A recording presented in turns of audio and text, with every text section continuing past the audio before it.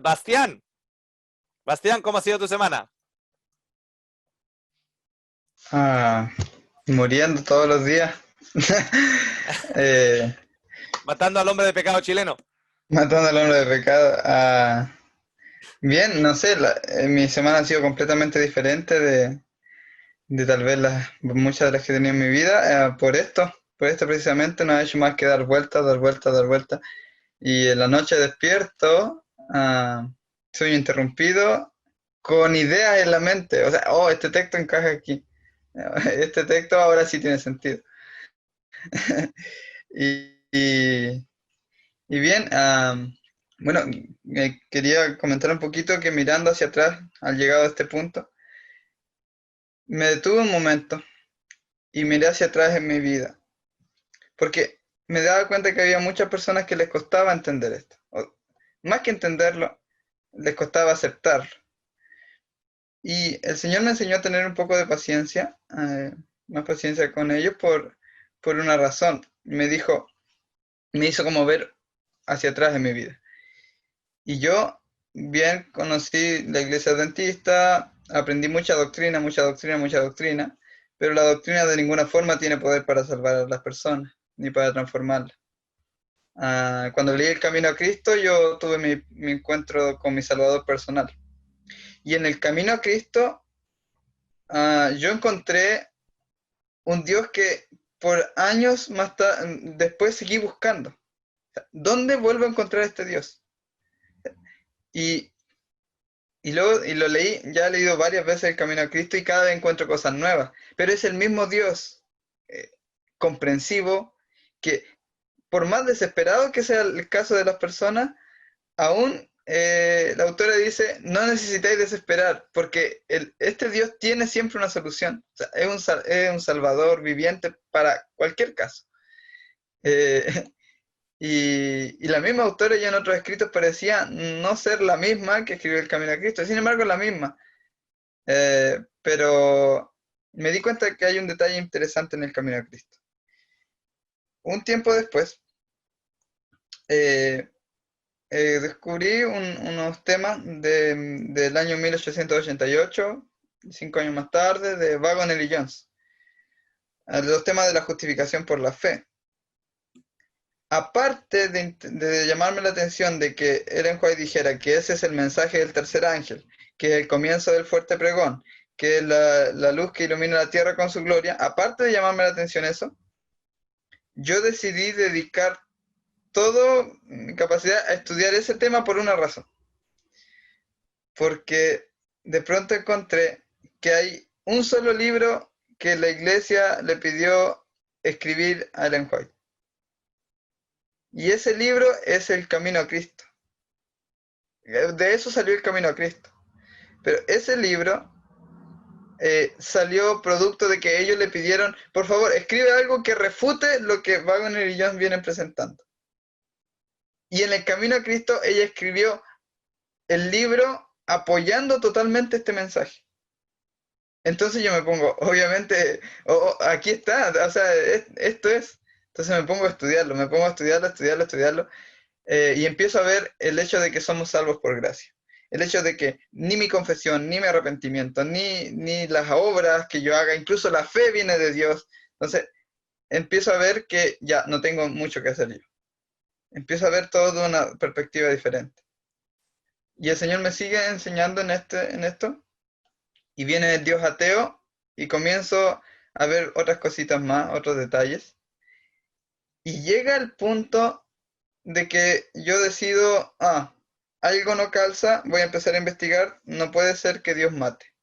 Oh, y llego al punto y llego a una conclusión también, aunque sigo estudiando. Y luego pasa una crisis, y luego el Señor me trae esto, que fue la clave que sanó muchas heridas que habían, y respondió muchas cosas.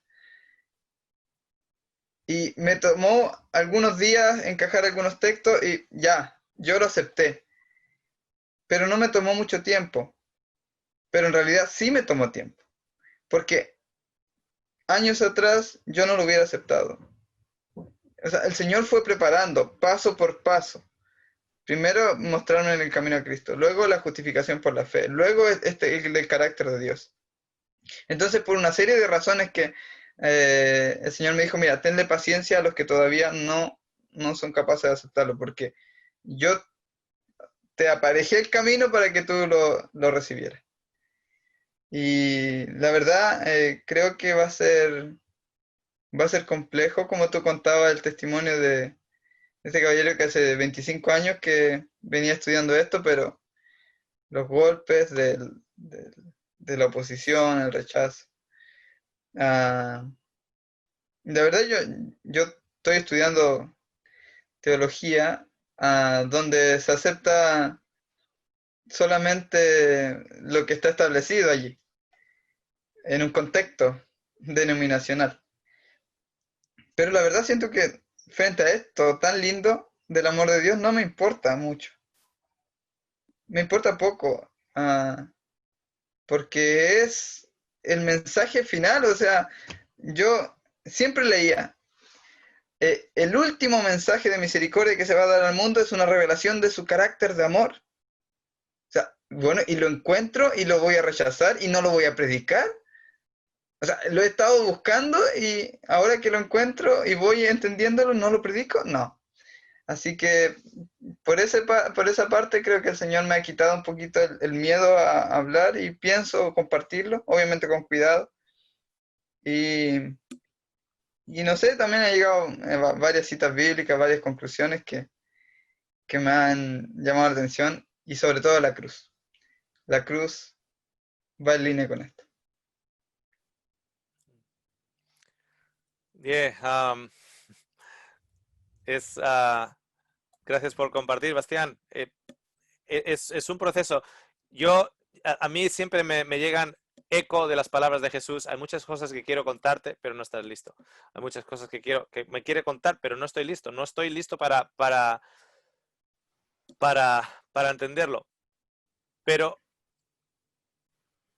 pero quiero pensar que de una u otra manera estoy abriéndome a posibilidades de que el amor de Dios sea manifestado de una manera en la cual lo único que podamos decir es nada. O sea, es como, uh, no sabemos lo que decir, es como que es tan por encima de nuestro entendimiento.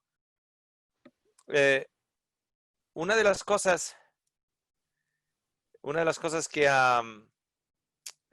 que miraba el otro día era cuando Jesús está caminando de camino a la cruz. Y cuando está caminando de camino a la cruz, le dice a unas mujeres, si hacen esto con el árbol verde, ¿qué harán con el seco? Y, y yo me imaginaba, ¿no? El hecho de que qué harán con nosotros, ¿no? ¿Qué harán con nosotros? Si han hecho esto de nuestro maestro, ¿qué harán con nosotros, ¿no? Y el otro día tuve, digamos, ese sentimiento de compasión de Lucifer, o por Lucifer, de compasión. Porque si Jesús es del árbol de la vida y, y Lucifer es del lado de la muerte, va a llegar un día en el cual, si con alguien justo como Jesús se revolvieron en contra de él y le hicieron lo que le hicieron, ¿qué harán con alguien injusto como Lucifer? La Biblia da a entender que hay una rebelión en contra de él cuando se ven todos engañados. Cuando se ven todos engañados, hay una rebelión en contra de él. Todo su mundo colapsa. Todo su mundo colapsa. Entonces, sí, la rama seca puede que seamos nosotros, pero el caso es que puede que vaya más allá. Dios es el dador de la vida, la rama o el árbol verde. Satanás, el de la muerte, la rama seca, el palo seco. Y si hicieron con alguien justo, o sea, imagínate una persona justa que está predicando el amor de Dios, lo tratan como basura, lo acusan, lo llaman de todo, le pintan el auto, le rayan tal, le prohíben esto, le prohíben lo otro, le hacen todo. Y es una persona que lo que está presentando es el amor de Dios para con el mundo. ¿Qué hará ese espíritu que mueve a esa gente a tratar a personas que están hablando del amor de Dios de esa manera? ¿Qué harán ese tipo de espíritu cuando se den cuenta que Lucifer les ha engañado, que no ha vivido justamente, que no les ha hablado del amor de Dios, ni nada? ¿Qué harán con él? Va a ser una experiencia tremenda. Nadie querría. Entonces tuve un momento, minuto de compasión, podríamos decir. Quiero haceros esta pregunta. Voy a pedir a Vinicius. Vinicius, ¿puedes leer para nosotros en Juan 3? Juan 3. Juan 3, sí. Juan 3 es con Nabucodonosor. O sea, perdón, Nabucodonosor, perdón. Nicodemos. Nicodemos. Ok. Estaba buscando Quiero ya. que leas de qué manera Jesús se lo explica a Nicodemos, le explica en relación a parte, por lo menos parte, de lo que significa él siendo levantado entre el cielo y la tierra, él siendo crucificado. Pero antes que nada, quiero hacerte una pregunta. Cuando decimos que Cristo es el Cordero que quita el pecado del mundo, ¿sí, Vinicius? Sí. Ok, tenemos diferentes animales en los cuales todo ser humano están representados, porque en los sacrificios tenemos cordero, tanto masculino como femenino, tenemos corderitos, tenemos ovejas, tenemos corneros, tenemos cabras, tenemos carneros, tenemos toros, tenemos vacas, tenemos bueyes, tenemos pájaros. Entonces, el pájaro representa al pobre. ¿Sí? ¿Por qué? Porque el pobre tenía que traer 2 palomas. ¿Sí? ¿Correcto, Benicios? Sí, correcto. Entonces, el pájaro en sí representa a Cristo muriendo por el pobre. Entonces, es una representación dual. ¿A qué me refiero una representación dual? Es Cristo, el pájaro es Cristo, pero el pájaro al mismo tiempo es la representación del pobre. ¿Me entiendes lo que quiero decir? Es una aplicación dual. Cuando las cabras, por ejemplo, son aquellos que se rebelan, son aquellos que no escucharon la voz del pastor, porque lo vemos en Mateo 25. A un lado las ovejas, a otro lado las cabras. Sin embargo, en el sistema de sacrificio, también las cabras son presentadas. ¿Por qué? Porque el Señor murió también por los rebeldes, porque murió por todo el mundo. O sea, Cristo es la cabra que sustituye al rebelde, que es representado también por la cabra. ¿Me seguís? Sí. De hecho, un montón de animales son manifestados o revelados a Pedro en Hechos 9, un montón de animales, ¿no? Y hay animales de todo tipo. Y luego Pedro, en Hechos 10, cuando va con Cornelios, usa la misma visión y se da cuenta que esos animales estaban representando ¿a quién? A Cristo. Vinicius. Ok. Pero esos animales en la visión, cuando bajan en Hechos 9, le dice, come. Y Pedro le dice, yo no he comido nada ni inmundo, ni unclean o común. Y por cierto, ya aprovecho para que sepáis, ¿qué es un animal común? Un animal común es lo siguiente. Tú tienes una vaca. Y esa vaca, de acuerdo con Levíticos, es un animal que puedes comer. ¿Ok? Sí. Pero tú ahora esa vaca no tienes dónde ponerla y la pones en un prado donde hay un cerdo. El cerdo es un animal inmundo. Claro. El cerdo es un animal inmundo. La vaca es un animal que se puede comer, según Levíticos. ¿Ok? Entonces la vaca se puede comer, el cerdo no se puede comer. Vale.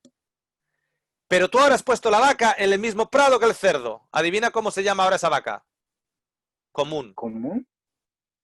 Común. Esa vaca ya no se puede comer. En la ley judía, esa vaca ya no se podía comer. Pero dice, pero es vaca, sí, pero se rozó con el cerdo. Y como se rozó con el cerdo, ya no se puede comer. Ahora es vaca, pero es común. Por eso Pablo dice, no comí nada inmundo o común.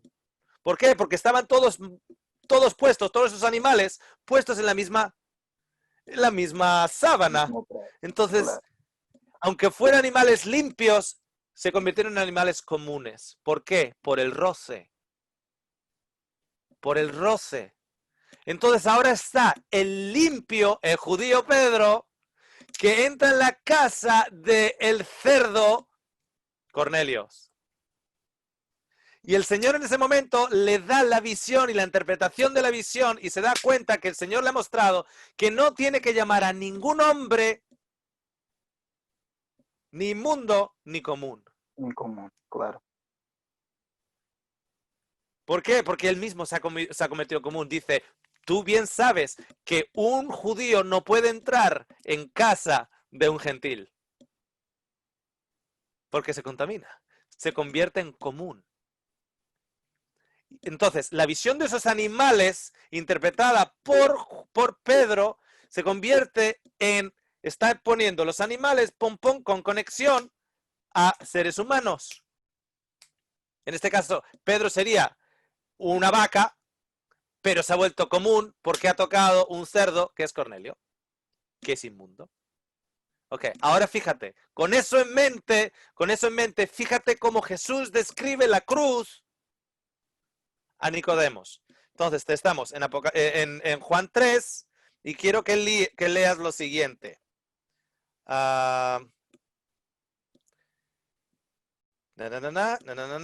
Estoy buscando el versículo.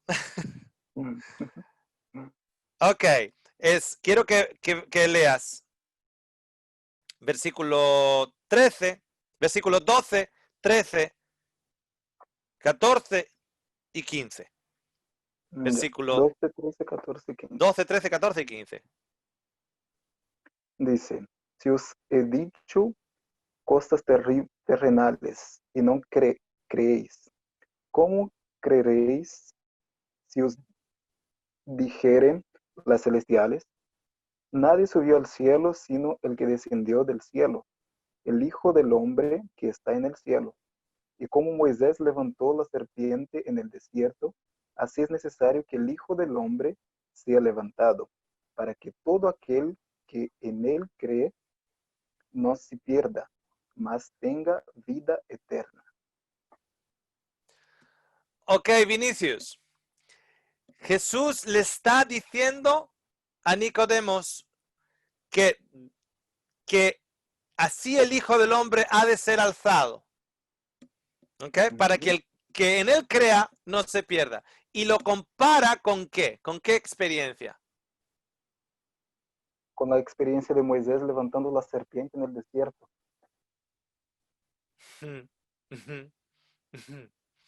Ok. Si los cabritos representan a aquellos que son rebeldes y hubo sacrificio de cabritos.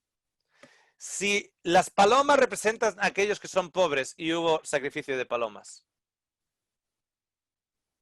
¿Por qué está usando? ¿Qué animal está usando aquí? La serpiente.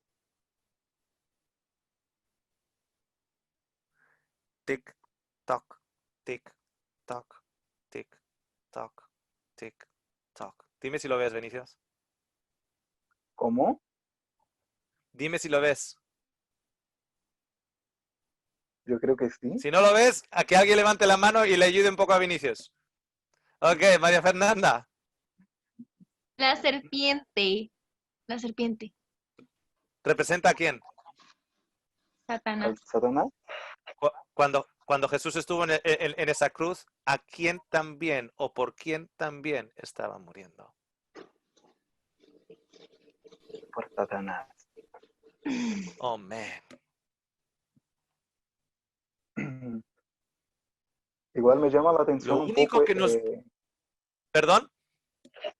igual me llama la atención un poco el versículo, porque en otra parte, no sé cuál, el versículo dice, para que todo que en él cree no se pierda. Y la Biblia también presenta que los demonios creen. No me Ujú. acuerdo el versículo, pero eso presenta. Y Es en primera de Juan. Y dicen, pero tiemblan. Creen, pero claro, tiemblan. creen, pero temblan. Ya.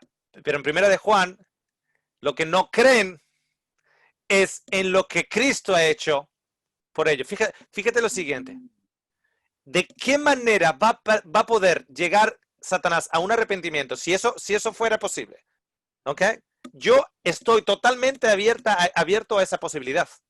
Creo que hay muchas cosas, muchas referencias en la Biblia que me permiten a mí tener la mente muy, muy abierta. ¿A qué me refiero con ello? Que si Satanás no se salva, yo todavía voy a declarar que justos son los juicios del Señor. ¿Ok? Si estoy equivocado en esto, yo todavía voy a declarar, yo no tengo problema en estar equivocado y el Señor mostrarme mi mentira. No tengo ningún problema. Pero estoy abierto enormemente a esta posibilidad. Pero te voy a decir lo siguiente. Imaginémonos lo siguiente. Imagínate, Vinicius, que Satanás está en esa oscuridad, en ese momento en el cual, como el hijo pródigo, ¿cuántos de o sea, yo estaba allí, yo salí de ahí. Y ahora las prostitutas y todos aquellos a los que yo he engañado y les he hecho pecar, ellos han entrado. Tal vez si yo regreso a mi padre. Pero ¿por qué voy a regresar si Jesús murió por el hombre, no por mí? Si Jesús murió por el hombre, no por mí. No hay sustituto de mí. Beatriz, ¿tienes un comentario? Sí,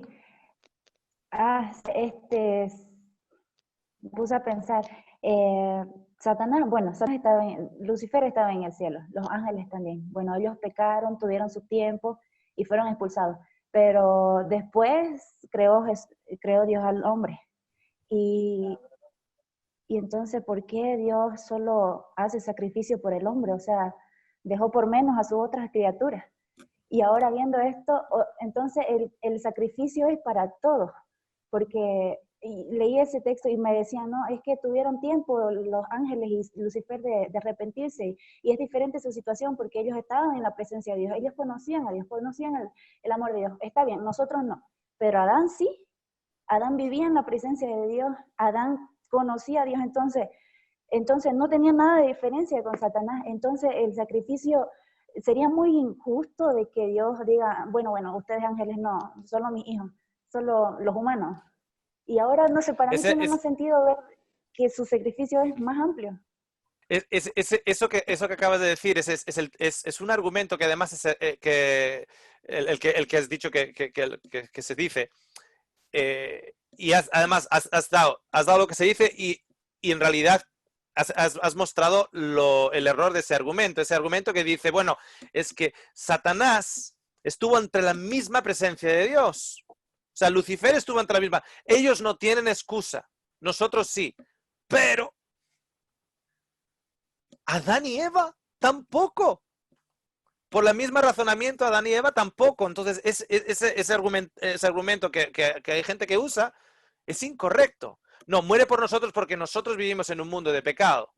Ya, pero Adán no. Adán vio a Dios cara a cara. A Dios. Ah, no, pero es que no sabía tanto como Lucifer. ¡Qué manía! Hay que matar a matar. No, no, yo necesito que alguien muera. Aquí que muera alguien, hombre. Si no muere alguien, no estoy contento. Ok, yo lo leo de la siguiente manera. Así lo leo yo, ¿eh? Espera, en Apocalipsis 21:8, yo lo leo así.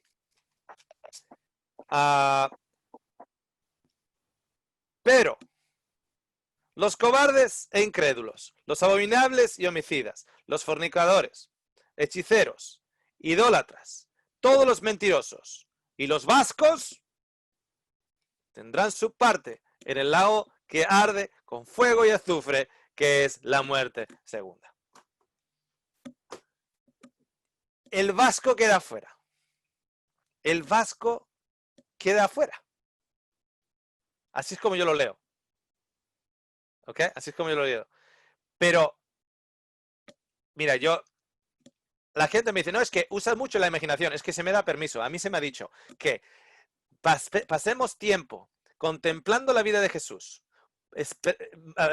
una hora al día, entre Getsemaní y la cruz y la resurrección. Pasemos tiempo. Y así es como yo paso el tiempo. Lo que me decíais, ¿no? De que esta semana habéis estado pensando aquí, pensando allá, estabais trabajando y os venían imágenes, pero ¿cómo? Así estoy yo. Entonces, se nos dice lo siguiente, que dejemos nuestra mente ir a esas escenas. Poder oler los olivos en Getsemaní. Ir a esas escenas. Entonces, fijaros lo siguiente, Jesús está en la cruz. Jesús está en la cruz. Y una imagen que me viene a la mente es la siguiente. Cuando Jesús primero, antes de estar en la cruz, está en la casa del sumo sacerdote. Y Pedro lo niega 3 veces. Pedro lo niega 3 veces. Y en ese momento de la tercera negación de Pedro, Jesús se da la vuelta y le mira a Pedro no con rabia, no como, traidor, me has vendido. No, no, no, no, no. Le mira a Pedro con tanto amor que Pedro sale de ese lugar, se va al monte de los olivos donde Jesús ha empezado a sudar sangre y en esa misma roca Pedro es roto. Y Pedro es roto. Y yo me imagino lo siguiente. Está ahí Jesús en la cruz. Y ahí está Satanás instigando a todos, ¿no? Que diga tal, está instigando a todos. Y Jesús dice las palabras: perdónales, Padre, porque no saben lo que hacen. Y a veces me viene así como una imagen en la cabeza. Es mi propia imaginación, esto no está escrito, ¿ok? Y lo estoy diciendo, es mi propia imaginación. En el cual Jesús gira la cabeza y de la misma manera que encontró la cara de Pedro en donde Caifás, es como que mira a donde el hombre no puede ver. Y con la misma cara de amor, le mira a la serpiente. Es como que le mira a la serpiente con la misma cara de amor. Y porque recuerda, de la misma manera que la serpiente fue alzada, el Hijo del Hombre será alzado. Para que en él, que todos crean, y mira a la serpiente. Si tú quieres Lucifer, por ti también. Si tú quieres Lucifer, por ti también. Javi. Sí. Vale, es que el otro día hablando con mi madre y así un poquito con mi hermano, claro, hablando con ellos me vino esa idea, ¿no? Porque se nos ha ilustrado, o así lo entendí yo, a Dios haciendo concilio con el Hijo, ¿no? Como para poner solución al pecado. Y claro, yo siempre lo había entendido como esa forma de que ese concilio como que fue cuando el pecado entró en la tierra, en el ser humano. Pero claro, ahí me di cuenta también que es que no tiene sentido, porque si Satanás, como uno de los principales de los ángeles, decir que no era un hijo amado de Dios, vamos, sería algo sin sentido. Entonces, Dios le ama mucho. Entonces, en cuanto entró ese pequeño pecado en él y fue creciendo y vemos que ha crecido un montón, pero ahí se tuvo que formar ese concilio para erradicar ese pecado que entró en el cielo. No solamente ya como nosotros, el centro de todo, ¿no? Sino que ahí ya tuvo que haber ese concilio para poner fin. Seguramente, pues, Satanás no lo iba a aceptar, ¿no? Ese cambio, ¿no? Por Jesús, porque evidentemente quería suplantar su lugar y no sé si me explico bien, pero no sé si me habéis entendido lo que quiero decir, la idea. Sí, sí, sí. O sea, Satanás es un ser demasiado orgulloso para aceptar el sacrificio de Jesús. Es demasiado orgulloso y es el que más ha subido. El golpe es la caída es más fuerte. Entonces como la gente me dice, Bueno, entonces, ¿cómo es posible que las prostitutas y comparado con los fariseos vayan a entrar antes? Y digo, bueno, bien fácil, porque las prostitutas ya están ahí abajo, ya se sienten ahí abajo, ya se sienten que ya no hay orgullo, no hay nada, no hay... Entonces, para ellos es un escaloncito que tienen que saltar. Pero para el fariseo tiene que saltar 10 metros de altura. Oye, que igual es que yo salto de aquí y me mato. Ajá. A la prostituta las circunstancias ya la mataron. A la prostituta ya las circunstancias ya la mataron. ¿Cuántas prostitutas dicen? Es como que yo soy una mujer que respiro, pero por dentro ya estoy muerta. Ya está. O sea, es un saltito que tiene que pegar. Ok, el fariseo tiene que pegar 10 metros de salto. Dice, yo me voy a romper la cabeza. Claro, que te vas a romper la cabeza, claro. Si la segunda muerte es muerte, claro que te vas a romper la cabeza. ¿Y Lucifer? Lucifer está arriba en la Torre Gemela. O sea, eso no son 10 metros. Y el decir salta, porque aquel que quiera sostener su vida la perderá, pero aquel que la pierda por mí la ganará. El decir salta, a ver quién es el listo de saltar de ahí arriba. O sea, el golpe que tiene es muy... O sea, el orgullo no le permite a él aceptar a Jesucristo. Pero si la Torre Gemela colapsa, y si la Torre Gemela colapsa, y si la Torre Gemela baja hasta lo que se llamó Ground Zero, y ya no está cubierto de polvo y ceniza, y ya no hay edificio, ya no hay orgullo, no hay autogloria, no hay nada de eso, porque todo lo que él había levantado, todo colapsó. Solo queda vergüenza, solo queda humillación, solo queda desnudez, polvo y ceniza. En ese momento, ¿qué le puede decir a Satanás que por él también? De la manera en la cual la serpiente fue alzada, también el Hijo del Hombre fue alzado. Es lo único Oscar, que le podría. Entonces, si eso no existe, sabemos entonces que Dios no va a salvar a Satanás. Porque no hay provisión para salvarle. ¿Me Oscar, entendéis? O sea, un momentito, Bastián, solo este comentario. Si no hay provisión para salvar a Satanás, Satanás no va a ser salvo. Aunque quiera ser salvo. Aunque desee ser salvo. Si para él no hay provisión para ser salvo, no se ha hecho una provisión para él, da igual que quiera ser salvo, no va a ser salvo. Entonces, yo lo que veo es que sí hay provisión para Satanás. La provisión para Satanás sí hay. Entonces uno se pregunta, un momentito, ¿hay provisión para Satanás? ¿Que Dios ha hecho esa provisión? ¿Que Dios ha dicho, esta es mi voluntad de recuperar todo lo perdido? Pero en realidad no es la voluntad de Dios, porque la voluntad de Dios a veces se hace, a veces no se hace. Desea al Señor, pero es que no. Okay. Bastián, perdón. sí. Yo estoy completamente de acuerdo con lo que está diciendo. Pienso que el Señor, y antes incluso de saber todo esto, cuando leí el conflicto de los siglos, y miraba cómo Satanás miraba a Gabriel, el que ocupa ahora su puesto, y él fue como que tendía a hacerle un poco, claro que él estaba extrañando eso, cuánto ha perdido.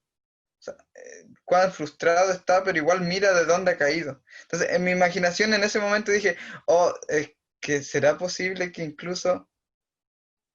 Pero no, lo deseché inmediatamente porque es una herejía. Ahora ya no. Pero sí, quiero agregar algo, Oscar, que es importante. Yo siempre me pongo en el lugar de los que están escuchando también, por una razón. El argumento que se mencionó de que Lucifer pecó en la misma presencia de Dios, no es argumento, efectivamente, no es argumento para decir que que él no pueda arrepentirse, o que no vaya a ser salvo, o que el Señor no haya hecho provisión para él. No es argumento. Pero es un argumento del deseo de todas las gentes. donde se presenta que Lucifer estaba en la misma presencia de Dios, veía su amor. Y el ser humano, inclusive Adán, aunque estaba en la misma presencia de Jesús y Jesús venía aquí, pero incluso Adán no había aún visto la manifestación de amor tan potente como la muerte del Cordero. Entonces, esa gloria, esa luz de la gloria de Dios, el hombre aún no la conocía, no la había visto. Entonces, Padre, perdónalos porque realmente no saben lo que hacen. Y eso me lleva a pensar, ¿qué será lo que se irá a mostrar? ¿Cuál será la bondad de Dios que se manifiesta en el tiempo final? Que va a llevar a Lucifer a quebrantarse, porque de hecho la Biblia dice que Caín procuró la bendición con lágrimas, aunque se arrepintió con lágrimas, no la obtuvo. Ok, Caín, pero, perdón, Caín no, Esaú. Y como Pablo lo explica, vemos que a Jacob amé y a Esaú aborrecí, pero al final el plan, la riqueza de la magnitud, el conocimiento, lo insondable de Dios era para salvarlos a todos. Era para salvar tanto a Jacob y a Esaú. Entonces, ahí lo veo, que no se le acepta el arrepentimiento aquí, porque no va a haber algo suficientemente fuerte para que él se arrepienta verdaderamente aquí, porque es Satanás. Pero Lucifer, la nueva criatura, creo que sí. Ese sí. Yo estoy muy abierto a esa idea y ahora voy a dar el paso también a Yelen. Tú no has hablado todavía, ¿no? Ok. Solo quiero bueno, abre el micrófono. Solo quiero comentar añadir lo siguiente a ello. Como también habéis dicho hasta ahora y Javi también lo comentó, que el pecado no comienza en el Edén, el pecado no comienza en Génesis 3. Yo veo, si lo ponemos como un árbol, nosotros seríamos esta generación sería las ramas, Adán y Eva sería el tronco, pero el pecado originó en el corazón de Satanás. Entonces, la solución al pecado tiene que, de una u otra manera, ir hasta el principio, hasta el origen, no solo al tronco o las ramas, sino hasta el origen, ¿ok? A su corazón. Es curioso porque cuando describe en Ezequiel 28, dice que fuego saldrá de dentro de ti. En tu corazón se fue encontrado inequidad. Y el fuego en Lucifer sale de él, del dentro de él. Pero vamos a usar ciertas cifras y luego te dejo Yelen, para expandir en tu concepto, en tu estudio. Pero vamos a asumir que en la historia humana, porque nos sale bien con el número, digamos, 100.000 millones de personas han vivido o vivirán en esta tierra. 100.000 millones. O sea, han pasado por esta tierra 100.000 millones. Y luego la segunda venida de Cristo. 100.000. Porque 100.000 nos viene bien. Vamos a darle a Dios el mayor número de salvos. Vamos a darle 2/3. ¿Ok? 2/3. Entonces, 333.000 millones, 33.000 millones. 33.000 millones, que es un tercio de 100.000, 33.000 millones se los vamos a adjudicar a Satanás. ¿Ok? Hay gente que dice, no, porque estrechas la puerta, así que deberíamos solo dar a Dios 1/3, porque estrechas la puerta y pocos la encuentran, ¿no? Vamos a ser generosos y vamos a darle a Dios 2/3 de los 100.000 millones y a Satanás 1/3 o sea, 1/3 que van a perderse. Perderse para siempre, eternamente, no restitución. O sea, en ese 1/3 no hay restitución. Y a eso tenemos añadimos un tercio de los ángeles y Satanás en sí. ¿Ok? Entonces, el pecado se ha llevado a Lucifer a un tercio de los ángeles y a un tercio de 100.000 millones, que vendría a ser 33.000 millones. Ok, 33.000 millones que no hay restauración, no hay absolutamente restauración para ellos.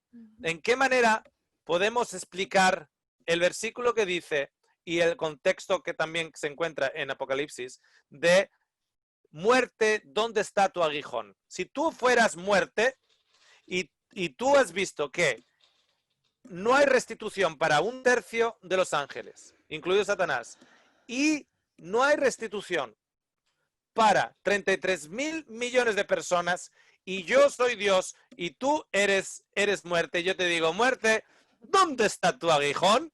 ¿Tú qué me dices? Es que no tiene sentido, porque si yo fuera la muerte le diría como, acá estoy, alrededor. Tú dirías 33.000 aquí, de momento Es como- 33.000 aquí. Claro, Tengo 33.000. ¿Sabes que la muerte se tira al lago de fuego? sí.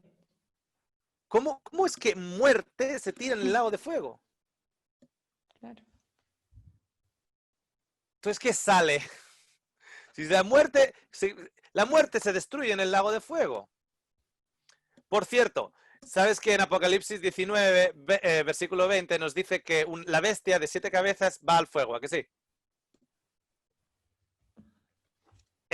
En Génesis nos dice que cuando Dios creó a los animales, hizo a cada animal de acuerdo a su tipo. A cada animal de acuerdo a su tipo. ¿Tú alguna vez has visto un animal con 7 cabezas? No. No. El Señor ha venido a restaurar todo lo que se ha perdido. Pero oye, que se me ha perdido una bestia de 7 cabezas. No, eso no viene de mí. Eso no se me ha perdido a mí. Eso no sé dónde viene, pero a mí no se me ha perdido, dice Dios. Yo a la ovejita sí, o al tal, pero... O sea, ¿tú te imaginas en la nueva tierra yendo a coger moras? ¿Te gustan las moras? Sí. Vas a coger moras y tú te imaginas, vas a ir con tu mamá, están cogiendo moras y vas a meter la mano entre las moras y sales con todo el brazo pinchado con espinas. No. ¿Eso es buena noticia o mala noticia?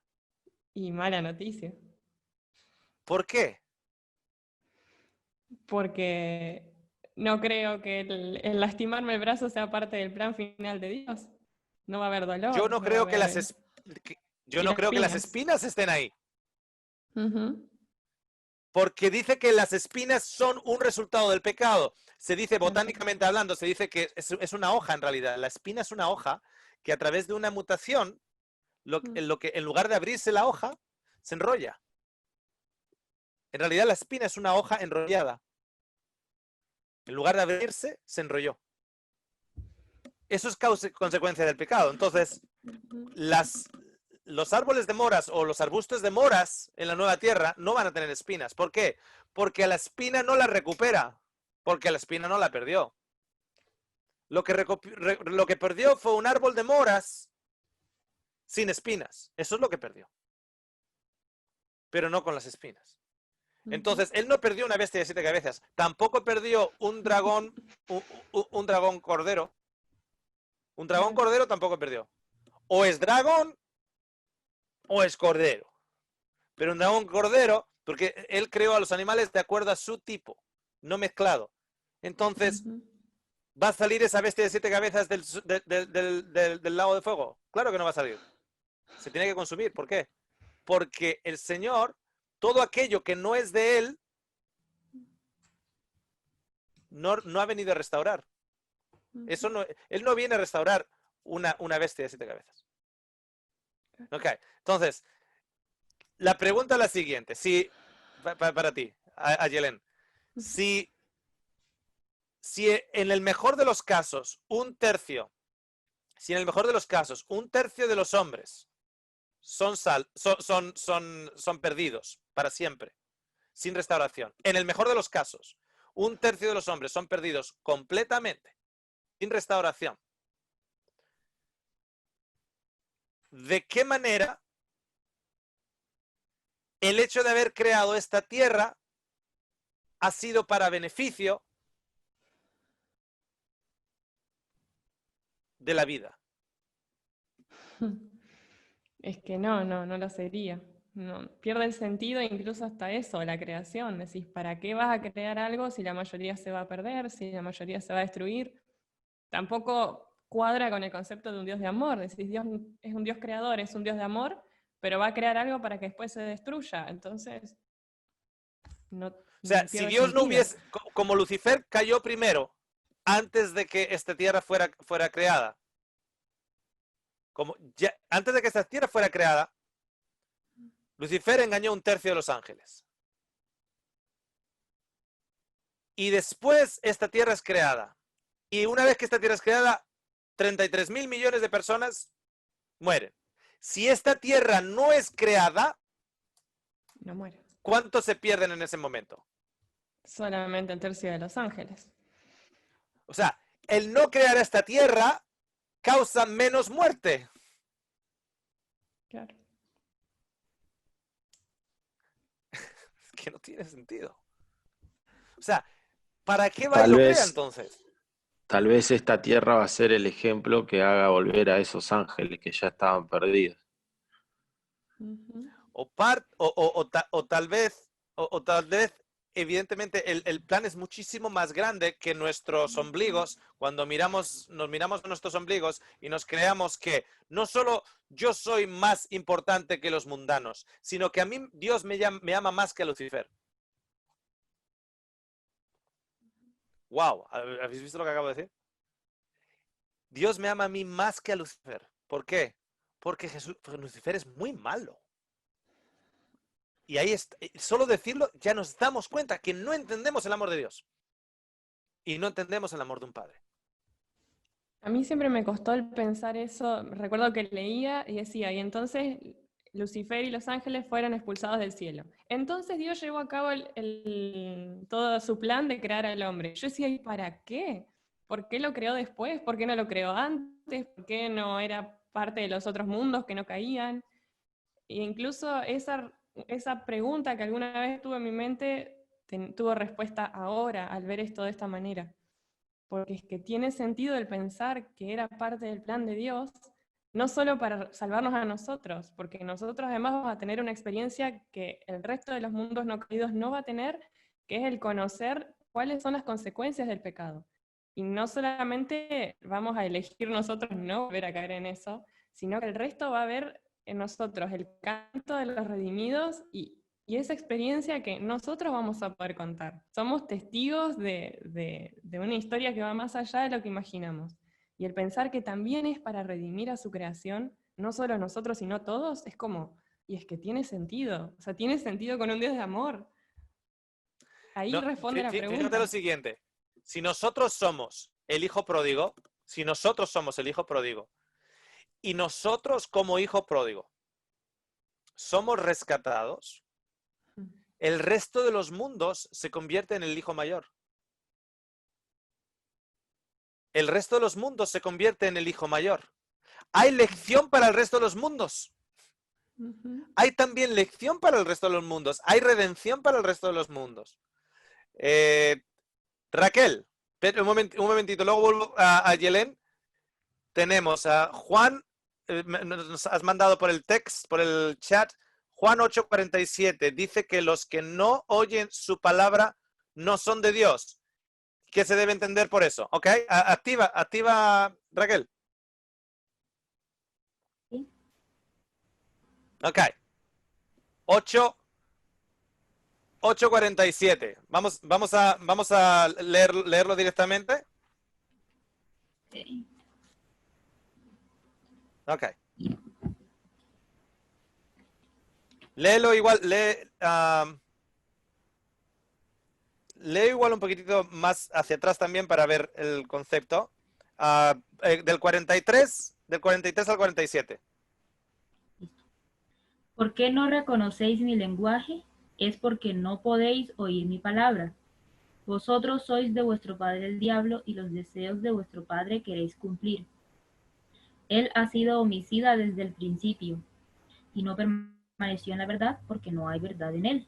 Cuando habla mentira, habla de lo que él mismo es, porque es mentiroso y padre de mentira. Pero como yo digo verdad, no me creéis. ¿Quién de vosotros me halla culpable de pecado?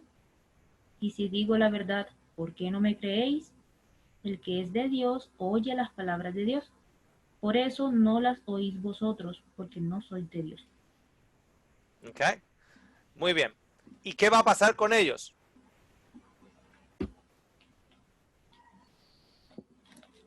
¿Qué pasará con ellos? Se van a ir de paseo al lago de fuego. ¿Se van a ir de paseo?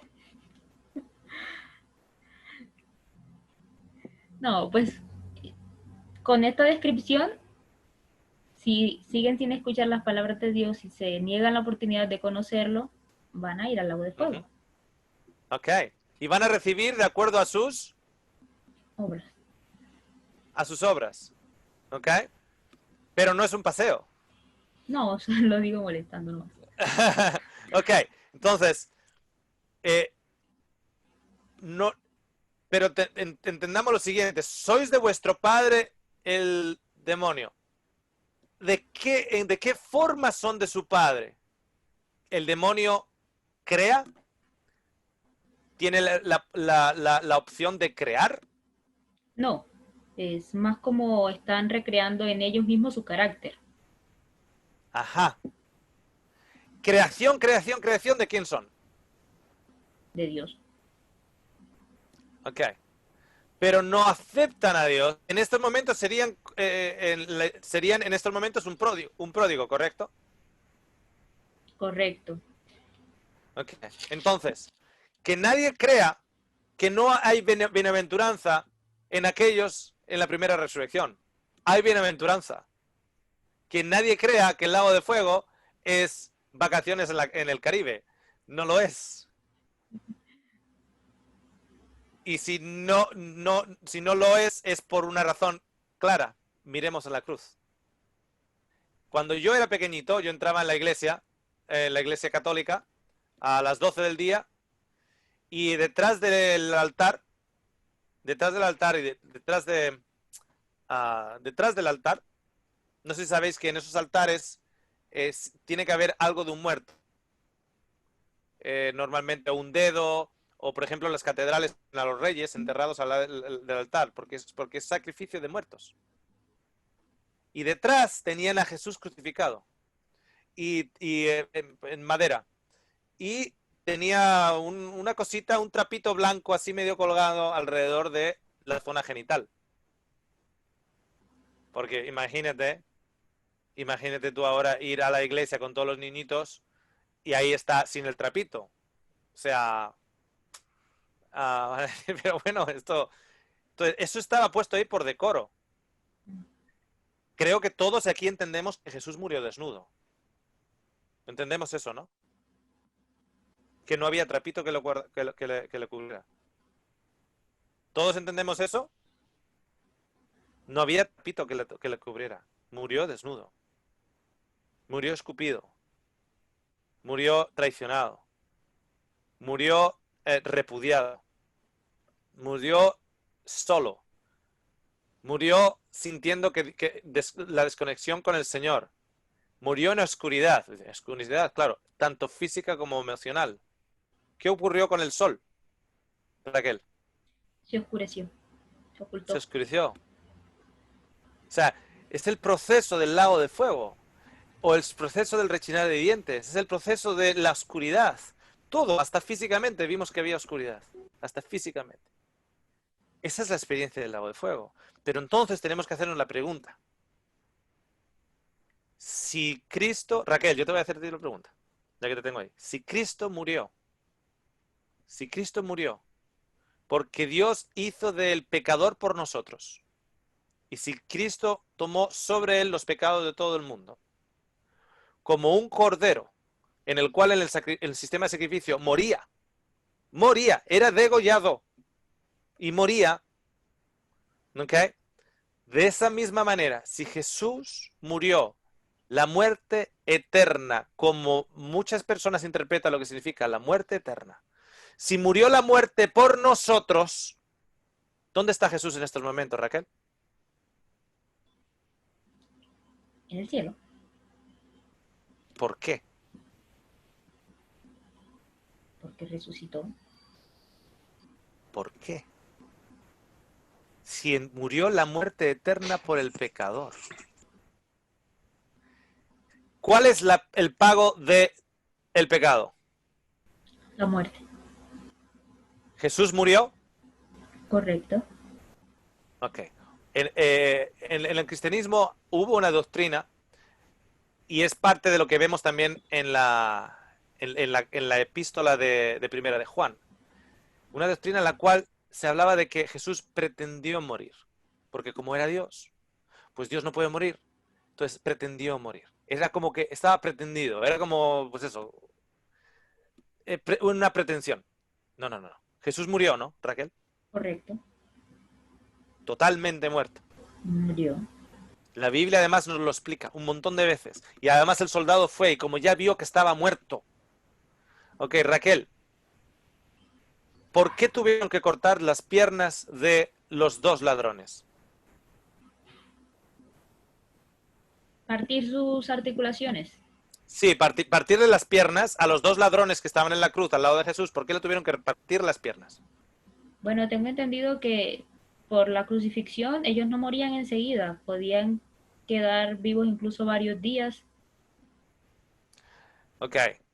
Las piernas, en la cruz había una plataforma en los pies que te permitía levantarte, porque si no, no sé si alguna vez habéis estado colgados, pero el diafragma y poder respirar es complicado. Entonces tú te apoyabas en esa plataformita y te subías y respirabas. Era parte de la tortura. Uno dice, qué misericordia, esa plataformita.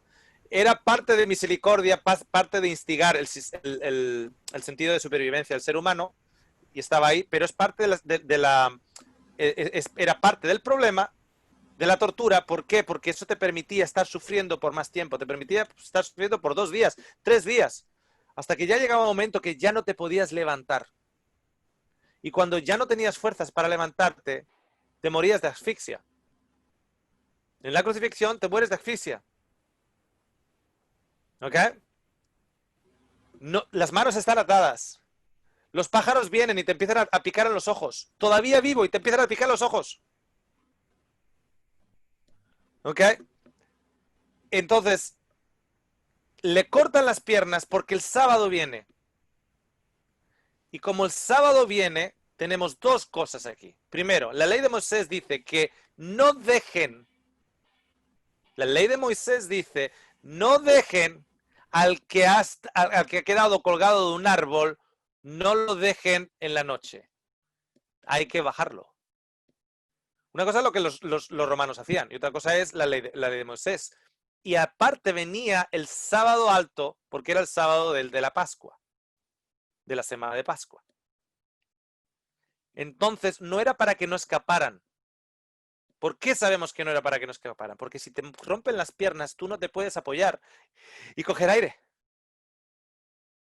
Era para matarlos más pronto. ¿Por qué? Porque cuando el soldado va a romperle las piernas a Jesús, ¿qué dice el soldado? ¿O de qué se da cuenta? Que ya estaba muerto. Que ya estaba muerto, por eso no le rompe las piernas. Porque la función de romperle las piernas era que no pudieran lanzarse y murieran rápido, porque había que bajar los muertos de la cruz. Y si no le rompías las piernas, significaba que evidentemente el romano no las iba a bajar. El romano no le iba a bajar de la cruz. Había que bajarlos de la cruz. ¿Ok? Había que bajarlos de la cruz porque venía el sábado. De hecho, cuando le dicen a Pilatos que Jesús estaba muerto, ¿qué dice Pilatos? ¿Se sorprende o no? ¿Raquel? Señor. No. Sí. ¿Se sorprende por qué? Que murió muy rápido. Porque murió muy rápido. Raquel, ¿qué le mató a Jesús? La carga de todos los pecados. separarse de su papá. El pecado. La carga del pecado, la oscuridad, el lago de fuego, no fue la cruz. Por mucho que la gente haya visto la pasión de Cristo y todas las torturas, etcétera, que fueron, evidentemente, pero no fue la cruz en sí, en la mecánica de la cruz. Fue el corazón roto, el corazón cargo de pecado, todo eso. Ok, ahora fíjate, antes de morir, las últimas palabras de Jesús, antes de decir está acabado, ¿cuáles son las últimas palabras de Jesús? Padre, perdónalos porque no saben lo que hacen. Ok. Padre, perdónales porque no saben lo que hacen. Ni en eso se lleva mancha, pero se lleva todo el pecado. Jesús murió la muerte del pecador. Si murió la muerte del pecador, ¿dónde tendría que estar ahora Jesús? Muerto. Pero no lo está.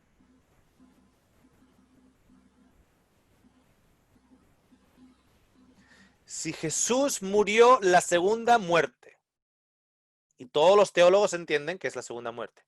Si en el libro de Apocalipsis nos dice 3 veces que la segunda muerte es el lago de fuego, Jesús murió en la muerte del lago de fuego. Si Jesús murió como pecador, murió fuera de la ciudad. Por eso nos dice en Apocalipsis que afuera se quedan los mentirosos, los fornicadores, etc. Es afuera. Jesús muere fuera de la ciudad. Si Jesús murió la muerte eterna, murió la muerte en la cruz.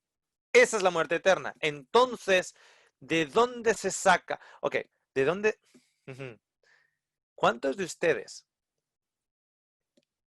Una de las piezas del puzzle que nunca ha encajado en vosotros es la siguiente. Porque no encajaba en mí. No sé si sería en vosotros también. Pero sí, Jesús ha muerto por nosotros para que nosotros no tengamos que morir. Y detrás hay una pieza suelta que dice,